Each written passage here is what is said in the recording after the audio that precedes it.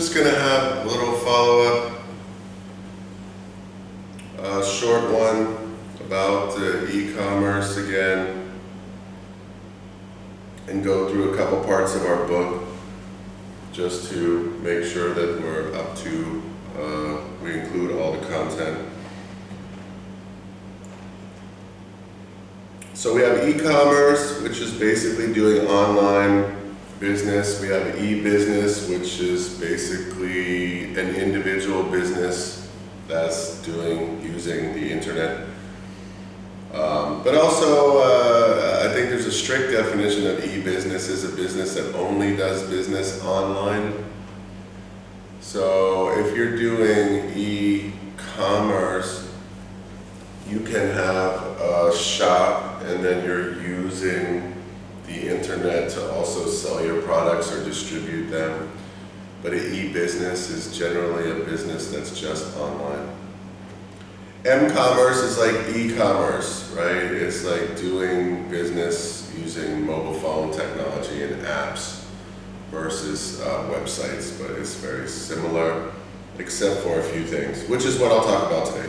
So what's different between, I'm on page, by the way, page 28 in the book. I will not go through, this is poorly written, so I'm just going to focus on a few things. M-commerce is mobile, it depends on wireless technology. Do you have to know that for a test? No, you don't have to know the technical elements of wireless technology or WAP, even though it's in the book, don't worry about it. But what it does do is it allows, as it gets better, as it improves, as it gets safer and more controllable, it allows for safer transactions. So now there's a push for, as you know, cashless societies where people pay for everything with their phone, not even a credit card. They want to have an electronic wallet in your phone. So some people already do it. They have like VietPay, or they have some Mocha or some Moki or something like this. I don't know what it's called. I know that my wife uses it on the Grab, and they offer some discounts for people who pay through this payment service. So a mobile phone will become an electronic wallet. This is predicted to grow because of the increased capability of the mobile network. So here it says prepaid, and then they have, I don't know, mobile data, telco card, I don't know what all this stuff is. There's a bunch of ways that I can prepay, I guess.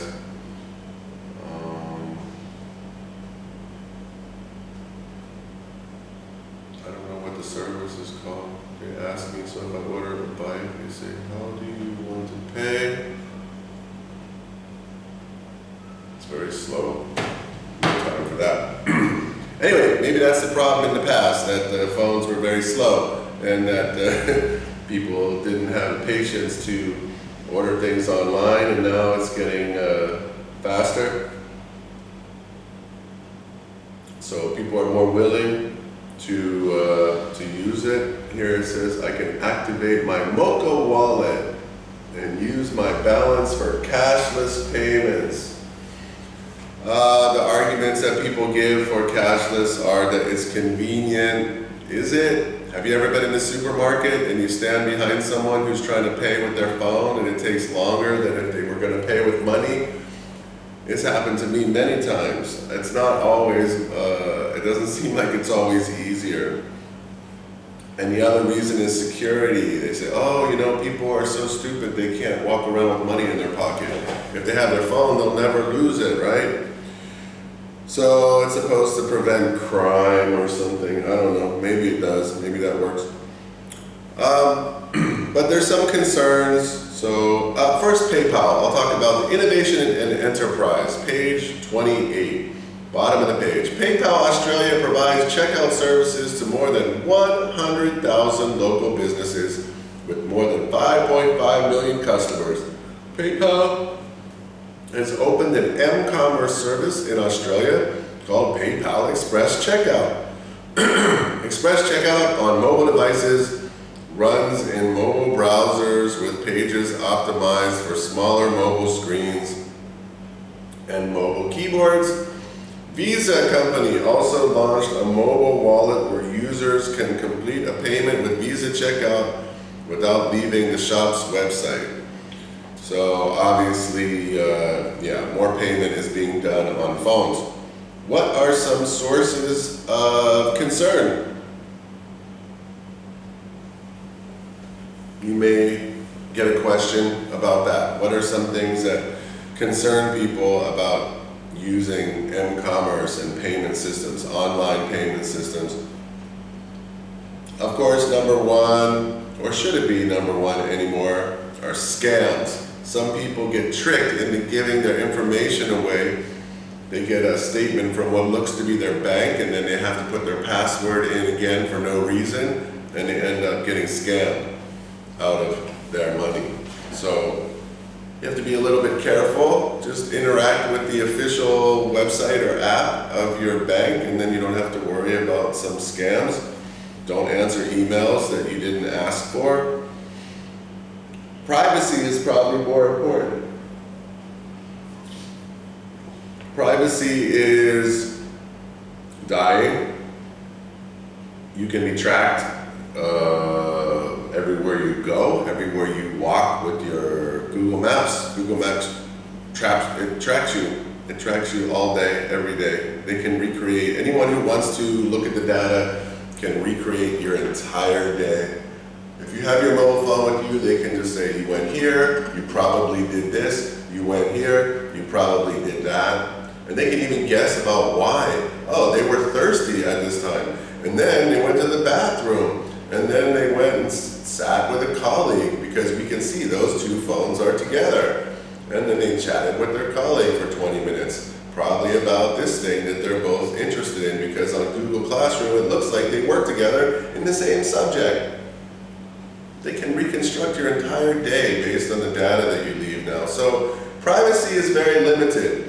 One of the few kinds of privacy that you have left is that you can actually pay cash to somebody for something, and there's no electronic trail of what you bought. So m-commerce is definitely going to track you. They're going to track all your personal information, but not just your personal information.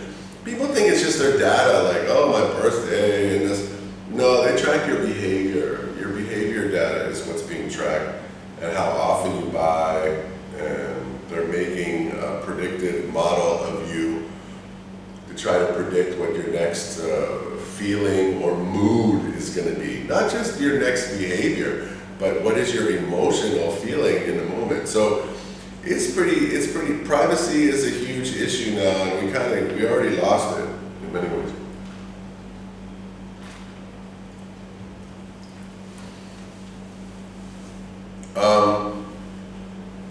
Another issue, and I think this is different from privacy, it says inform customers. It's not just because of mobile devices, it's because of terms of agreement, terms of service. Whenever you press, I agree, you are basically signing a contract that the data that you put into whatever app that you agree to is going to be usable by somebody in that company. So it says here that because of the screen size, but that's not it.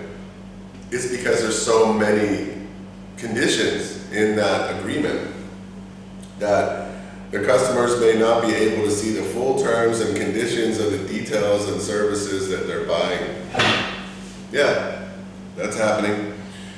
And the other one has to do with just people's inability to control their spending, consumer debt. So they say that if people buy things on the phone, then they won't be controlling their spending as much, and in the end they may go into debt because they don't have the same, if you have cash in your pocket, you know how much cash you have. If you just keep paying for things electronically, you might not know until it's too late. In any event, page 29, Sales and revenues generated online and from mobile platforms will only increase. Retailers will use smartphone apps, websites, and portals designed for tablets. The integration of secure payment systems into websites and apps makes it easier for customers to make purchases. One of the bigger developments has to be, if you're a business, is that you have to be able to shift. You have to be able to develop, designing a web page is almost, it's kind of an old thing at this point. Most, you see a lot of poorly designed web pages, things that could be done better. I look at some of these, people pay for these things. They were really happy to pay for them at the time. And they have this web page, and this one doesn't even move. And they have this web page, and it's, it's okay. It's sort of functional, but it has its limitations and what it can do. It's not too bad, but it's very old school.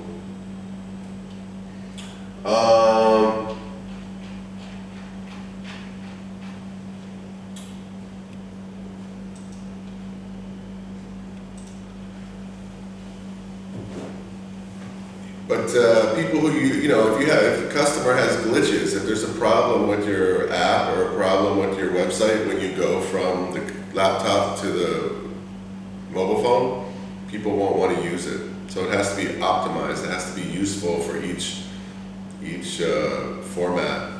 I noticed that Vietjet, they really have a poor website when it comes to that. They're kind of improving, but it used to be impossible to order the tickets online because you have to put all this information in and then it would time out and crash. If you didn't put information about 4 people in within like 5 or 7 minutes, then it would say go back to the beginning and you have to do it like 3 or 4 times. Very annoying. So sometimes ordering, and I'd have to go, and I would just give up. I would say, this is too hard, I'm just gonna go and buy tickets in the Vietjet office, and they're saying, oh, well, you're gonna have to pay more because you're buying them here and not online. And I'm like, I can't buy them online because I can't get all the information in before it clocks out or times out. And they're like, not helping me. They're just making it harder. Anyway, of course, branding and advertising is happening in all kinds of social media, and most people get their social media from their phone rather than, maybe some people still use Facebook on a web page or online, but I don't know many. Most people use their Facebook on their phone now. Brands use technology to embrace new channels and to approach global expansion. Businesses and brands use multiple approaches to sell their products. Businesses use the traditional brick and mortar, that just means an actual building. It's a weird phrase, I know. Brick and mortar just means an actual shop. You have a shop. Businesses use the traditional shop approach, bricks and mortar, and supplement it with websites to offer products and services to global customers. Businesses also sell online and use international shipping and participate in global marketplaces. M-commerce makes it easier to enter new markets. In the past, retailers would have to build relationships with dozens of wholesalers and distributors to get their businesses off the ground. So there have been developments in shipping that make it actually easier for you as a company to get started. You don't have to go to the other country and find a distributor. Sometimes, there's usually some approach. You can even use DHL as possible. Online technologies allow businesses to have a market presence without having to set up their infrastructure first. So to get your brand known or to get some kind of introduction to a new market in a new country, you can just make some advertisements, change the language, and start advertising to build brand awareness before you even sell the product. But M-commerce is no guarantee for profit and success. It's not cheap.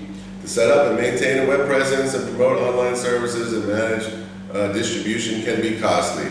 Businesses must keep spending substantial amounts of promotion to maintain awareness of and interest in their website, and also links for their offerings. Now, once you get going, I mean, you usually generate enough, you can generate enough interest to keep it going, and your promotional budget will come down significantly.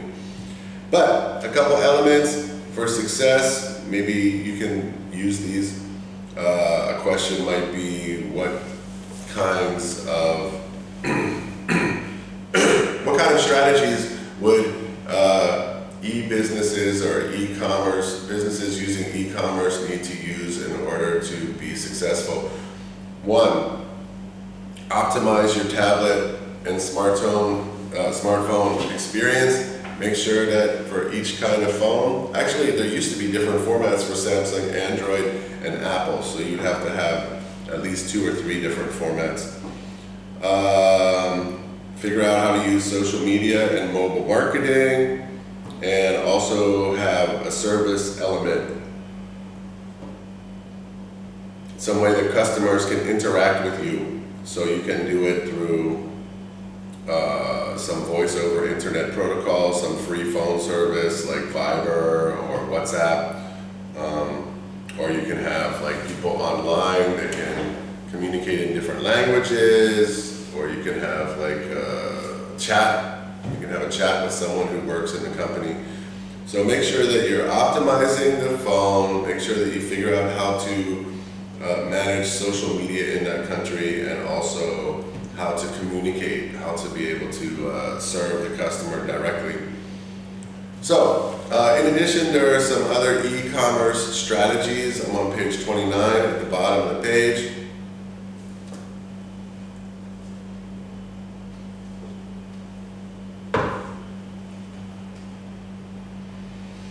The e-commerce strategy should support the business as a whole, as it can be costly to set up, and it should be considered carefully because e-commerce failure may have an impact on the rest of the business's survival. So if you try to expand, it's always the same. It's cheaper to expand in the e-commerce form than any other form, but still, that expansion can make you spend money that you normally would put back into your original business. What are some strategies? Examples of strategies, and here's a list of a few things that may be related and issues. International shipping. How are you going to ship it internationally? What's the option? Why would this even be an option that would be based on e-commerce? Is that the alternative to international shipping is to have a warehouse and to have all your goods already within the country that you're selling them. So is it better for you to have the inventory ready, or is it better for you to sell individually and ship them to the other country? This strategy is adding international shipping to an existing domestic website. Capturing market share is difficult without major investment in marketing campaigns in the target countries. So unless there's some specific demand for the product already. Now, there are some things that do get demand overseas, like there are some things like released in certain countries that are not released in other countries. Say like a new pair of Air Jordans or Curry 8 shoes. So if you want to order them in Vietnam, you can only get them from the US. So you're going to pay extra for international shipping there. But there are some things that customers are driven and pull promotion, especially pull promotion things, right? Things that people really, they heard about or they read about somewhere else and they heard were cool and they want to get it first. A branded website. A business may build on an existing exporting trade with a website and online sales. It is a way to increase brand awareness and demand. Obviously, you have to deal with language to make sure you translate it. Wholesaling online. This refers to partnering with a business in another country using the established infrastructure, customer base, and distribution channels in that country. In this case, the website would just target retailers such as department stores instead of targeting consumers directly. So if you can find a product like a special karaoke microphone that has auto-tune on it, which would be fun, then instead of trying to sell it yourself, you can get into a network of distributors of electronics and like Atbme, Tinhua or Nguyen Kim, and just use the distribution network that's already there, but still sell it online, or at least market it online to the shops. A local market URL. Some people say this will help trick the customer into thinking that you're a local brand or make them trust you more. To build a strong presence in a new overseas market, a business may develop and maintain a website in a foreign country. Instead of the .com.au, the website would have a .com.eu or .com.uk or New Zealand. This creates an impression of being a local business that businesses, that people will believe has an actual office in Vietnam. One committed to the local market, not a foreign company trying to compete with domestic brands. The website would be in the local language, currency, and reflect the culture. So yeah, we have these type of businesses. Skyscanner.com, .net, I think they have one for UK too.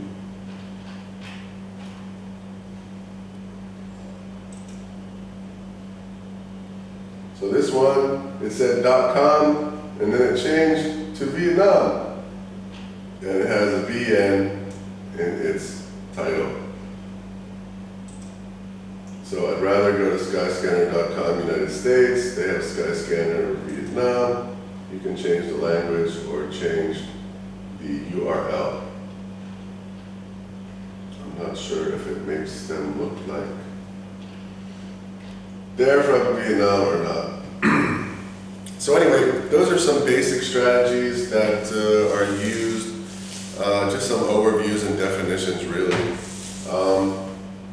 And what I want to talk about in the next video is going to be international marketing. So international marketing basically means extending the 4 Ps to the concerns that you have in other countries and other markets. So we're going to have to get into that, but I think I'm running out of time today. So let me play with this video here. It's called An Introduction to International Marketing, but it also talks about e-commerce. So it's kind of a bridge between the 2 bullet points on the syllabus. It's made it easier than ever for Hello. Online marketing has made it easier than ever for businesses like yours to think beyond borders and take your place in the global marketplace. Now we're going to look at international marketing. We'll show you how to find the right international markets for your business and share some practical and cultural tips. Let's hear from Adrian on how digital advertising helped him open up his online business to the world. It became very obvious very quickly that I was getting lots of inquiries from different places in the world, and suddenly this business that I thought was going to be a very British-centric summertime wedding speechwriter business was actually 52 weeks a year and global. Very quickly I started getting inquiries from the west coast of America, from the east coast of America, from the middle of nowhere in Canada, from Asia, and then I started sectioning the ad groups off, so I was running a set of ads that would work better in America and Australia, New Zealand and South Africa. Targeting them all, changing the bids, changing the daily limits. Every little territory is being handled. I've got this international global business from my little room in Sussex. Let's say you have a vintage record shop with a stellar reputation. Your high-end equipment and expertise have helped you stand out and attract an elite customer base. Business is good, but you want to reach more of those customers. You've eyed some of the markets abroad and reckon it would be a good move to sell your products in Europe and beyond. So, where do you start? Well, first, you need to learn about the target market in each area you're considering and find out how best to reach them. For instance, instance, with digital advertising, look at search traffic, competition, and pricing. This will give you a clear view of your potential markets, so you can decide where your products will be well received. You can use search trend reports, geographic data in your web analytics, and marketing insight tools to help determine which markets will be best placed to start expanding your business. Once you know where you want to go, you may need to overcome language barriers. How do you communicate and market to customers and prospects without losing anything in translation? You might need to translate and localize your website's content, but automated translation services are rarely 100% accurate. So it's probably a good idea to have a native speaker who can help you confirm the content has the right tone. Your new customers and prospects from different cultures and languages will need to communicate with you too. Be ready from the start with a plan to support those customer service needs. Next, think about your infrastructure and the systems you'll need to properly support your expansion into international markets. Don't forget about packaging considerations for fragile components, VAT and any legal or regulatory issues. Once that's resolved, it's time to review your e-commerce and payment solutions. Now, although many e-commerce systems are able to set up multinational transactions, you'll have to customize payment options and other settings. We'll discuss this further in a later video. Even with great cross-border e-commerce systems, you'll still want to think ahead to the next step, getting your products to your new international customers. What's required to ship and deliver your orders? What about refunds, customer service and support? Marketing to new customers in international markets is an exciting prospect and one that could expand your business tremendously. Mapping out your plan in advance sets the stage for success. So, are you ready to fully explore international expansion? In the next videos, we'll explain how to research and validate the market for your product in new countries. Then we'll help you handle translation and localization and discuss the infrastructure and support you'll need. Finally, we'll go over adapting your e-commerce and delivery processes for an international market. Stay tuned and your business will be positioned for success in these exciting new markets. Hi, if you're planning to expand your business into a new market, you'll need a plan. So, yeah, that was pretty good. I would say that you could use that video. I'll put it up and post it with this one. It's not bad. It's not a bad video. I think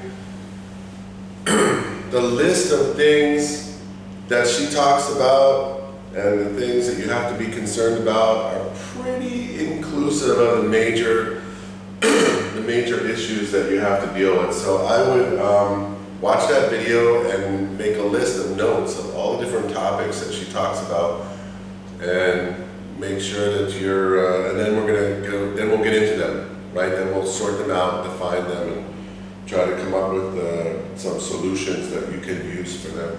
So that was pretty good. I think it's not bad. I will post that video up. It's called Digital Garage, and it's pretty good. The things that they're talking about. Some of it's domestic, but some of it's international, and it's pretty good. So.